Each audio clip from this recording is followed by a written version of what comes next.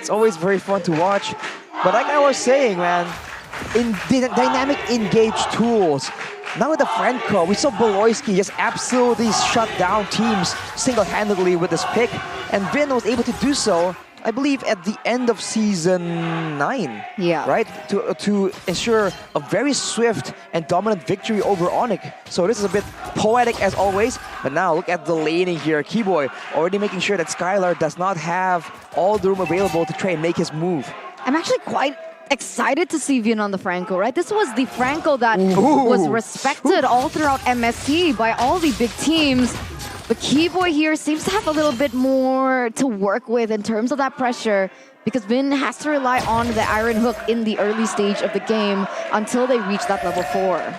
For now, though, I feel like the lane is going to be heavily favoring Boots because Lemon went for the tenacity. He's going for a tank build Arlet that is going to be used for utility instead of having the more lane dominant style.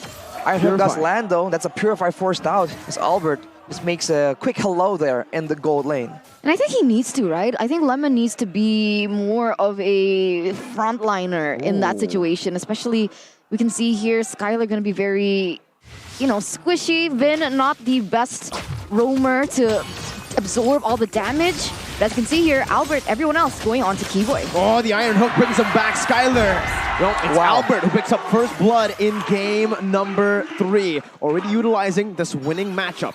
That was so intelligent, man. They froze the lane. They ensure that CW had to walk up, and that is where they set everything up for the hook into the hook flicker into the bottom of the turret. So RRQ already playing a bit more intelligently, but in the mid lane, Sans has not been able to roam around. But with the turtle spawning, this might be where Onic pulls the trigger. Albert's waiting in that bush right now. Sans is able to pop in the feather airstrike against Vin. Oh my god, he actually flickers out from the range as well, picking up a kill for himself. Keyboy right there, but that's gonna be the turtle resetted. Kyrie running away. Lemon chasing him down right now with Boots is caught in the midst of it all, but has the vengeance to sustain back up. He's chasing Albert down with the help of Keyboy. He claps him and takes the kill back. Clay will be taken low, but Lemon has found the kill on to Kyrie in the other side. Sans going on to the turtle. A bit of an auto-click situation, I believe. It's that Skylar who picks up a 1v1 solo kill. Oh, that's unfortunate, right? Because in the bottom lane, CW gets a power spike against the Brody when he reaches that level 4. But even then, Skylar was still able to outmaneuver and outplay CW at that point. Maybe it's a little too early to pull the trigger on it. Maybe he needs a little bit more items, especially with the base damage from a Brody that's a lot more than CW. But here, Vin caught a little offside. Further airstrike, Skylar though with the flicker forward! Skylar with a massive play to save his roamer. Albert now with the taunt, but Lemon is going to be able to cancel it out. Now with a vengeance onto Kyrie. Doesn't have more CC, but that's what Albert is for. The CC coming in, the final slash as well. Boots now against 2 members, still able to sustain as he dishes damage back out once again. Keyboy looking for a re-engage, but it's still RRQ with a 1k gold lead, holding on to it as they go on to the turtle. RRQ just striking back hard here, using the very dominant gold lane. They have the lead, 1k so far. A great start for RRQ, but they have to maintain this tempo.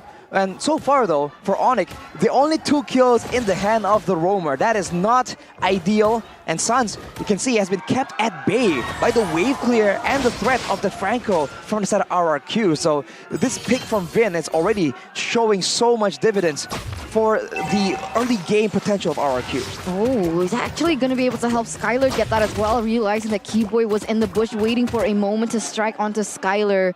These little things are going to help Skylar in the process of getting that snowballing lead. Meanwhile, here in the top side, Boots. Smart maneuvers, bringing Boots under the turret right now. The Vengeance gets popped, but Albert has the Appraiser's Wrath. He's holding on for the Vengeance there as he walks him down, has the Appraiser's Wrath, will just save it here as Boots does a bit more damage onto him, but it's still going to be a kill over to RRQ. Boots has bought some pressure for Onic in the gold lane, but is it worth it? They've let go of that winning condition. Oof, I mean, they've let go of the win condition right now, and Lemon on the foreign Arlet pick is actually doing very, very well. And this is the scary part, because we know how Lemon goes aggressively when he's ahead, and now Albert, he just cannot be pressured when he's on that Fredrin, but in the gold lane, everyone's converging for a big fight. CW going to be able to actually escape as the Bloody Hunt connects onto Keyboy. That's a turn memory, but it is going to be Vin locked down. The Call Alter is placed down. Vin going to be able to survive as he finds the Iron Hook to bring Kyrie back for Clay to kill. A wonderful pick up there by the man himself. Vin on the Franco, the signature pick from way back when, as they are going for another pick on the board. And Sans goes down. 2,000 gold lead for RRQ. 9-2 kills on the board. Onic, they don't really have an answer to what RRQ is forcing onto them. Skyler, what an absolute monster when you put him on the winning lane. Oof, man. On the winning lane, he just knows how to push that advantage. And RRQ right now, full pedal to the metal. Vin almost gets a hook right there. And Onic, they're just confused. And you can see that RRQ, they feel the tempo building up. They feel that their engine is getting warmer. It's time to go all in. They go for the turtle, and they might go for some more right here. Diving in towards the jungle of Onic, trying to get all the lead they can before that late game rolls around. How can Onic do this, right? I'm thinking about it. Kyrie so far has not been able to get anything on the board. 0-3-0 KDA so far. And he's far behind the Fredrin app until this point. A 1,000 gold deficit if we take a look at the items. And in terms of those gold lane as well, Brody already with so much damage, BOD, the Fury Hammer built in as well. That's extra physical damage, whereas the Claude has only been able to get that DHS. He hasn't even completed the boots, and only some steel leg plates to be able to withstand how much damage the Brody is doing in the early game. The Fury Hammer Mirko was talking about, just a very efficient item, giving more penetration, but Keyboy goes in, and maybe Clay getting taken out, but the retaliation! Oh, Vin finds CW on top of them all, but Skyler will fall, and that's a shutdown over to Kyrie. Saw still in the back line, he's able to position super well, but he plays with grab to find Keyboy to pick himself up a double kill. It's a 2 for 2 in the end, but Onic have picked up a shutdown. And that's a shutdown in the hands of Kyrie as well. Not ideal, but it's still a 3k gold lead. And look at the tempo. Look at what they do with that lead. They go for Sans, but he is fortunately able to escape. But the purple buff will fall victim. Not a single moment wasted from both these teams right now. Yeah, Lemon also went into that team fight at the right time as well. As the Praise's Wrath actually hit, he was there to follow it up. And the damage was definitely dealt there and actually gave RQ a little bit of a lead or an edge in terms of the outcome of the team fight. I feel like a big win condition for RRQ right here is to use Albert as one of the main front lines. He is ahead and he does not want to give a shutdown away, but he's going to be building tanky items, and if he can take the initial hit from Keyboy, that can open up room for everyone to just jump back and counter-engage, because Fredrin, with lower HP, that means you do a lot more damage, and you have a big chance to make a huge burst damage play using the Appraiser's Wrath as well. So I think that's how they're going to engage. But look at Vin! With Bloody Hunt and the Iron Hook, there you go. That's going to be Keyboy brought back to the team, stunned up and taken out. Nicole Alter, Keyboy finds a massive stun. Skyler will fall to the hands of Kyrie. Only the Rover traded in for the gold lane. Onic somehow have been able to salvage this team fight when it's going so well for RQ. Lemon going for the stun. Kyrie's able to dodge, but not from the final slash as Albert picks up another shutdown. Onic have been taken out, but Sans is still here. Franco, Vin, super low. Meanwhile, CW still farming up a storm in the gold lane. This is how Onic gets it done if they want to still come back into the games. They need to trade. They can't go for the pure 5v5s. But RQ, will they let them? And even in the late game, there's no guarantee that RRQ will not be able to find the insane engages, the insane moments we've come to expect with the Lord taken though, that RRQ taking a lead, going for the objectives, going for the map control. They're looking for the map control indeed, and they are looking for the objectives. And it was such a good play. Unfortunately, it wasn't able to be followed up. Keyboy with a great disengage as well.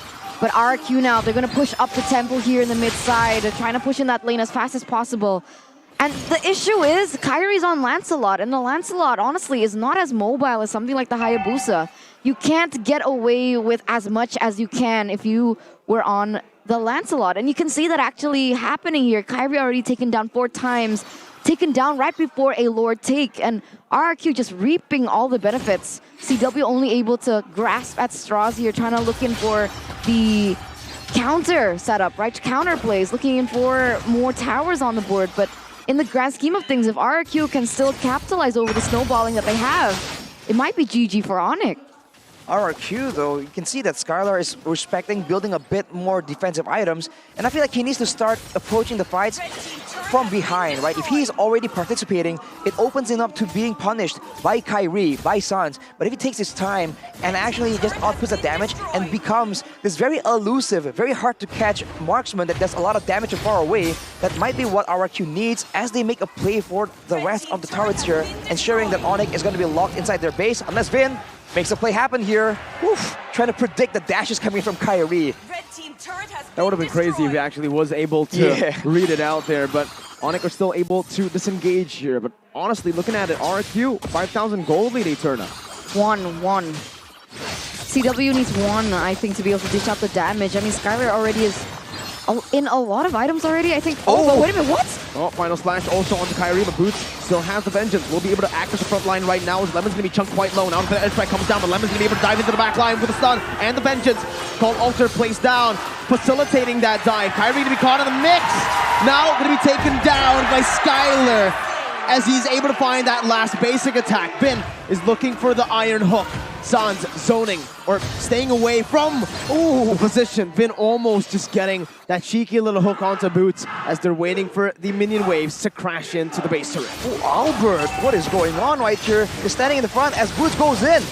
Vengeance popped in. Boots gonna be able to buy some time, but the Torn Apart Memory is ready to take him out in the back line. Oh my God! With the Appraiser's Wrath, CW all alone in that top side. My God. This might be it. This might be them ending the game. Kyrie is finally respawning to the game. He will be able to clear out the cannon minion as CW moves back to the BMI. But Onic are in shambles. RRQ 6.3k gold lead. Wow, and you know, the Faramis is causing a lot of miscalculations from the side of Onic. They go all in, take out all their resources onto the members of RQ, but Clay comes in, pops the Cult Altar, and all that damage becomes nullified, and RRQ still have so much on the board, and they're able to utilize the resources onto Onic, who has nothing to work with. Man, you're talking about all that. What was that from Albert, man? Go into your opponent's base, sit around for a bit, and then completely zone away their back line and get a lot of damage off your ultimate. Talked about Albert being the main front line here. They can transition into a damage dealer. That is exactly what he did, and my God, that Appraiser's Wrath damage is no joke, man. Truly isn't. 7,500 gold lead now as well, and it makes sense, right? The amount of damage that he's able to output definitely comes from the items that he's able to facilitate.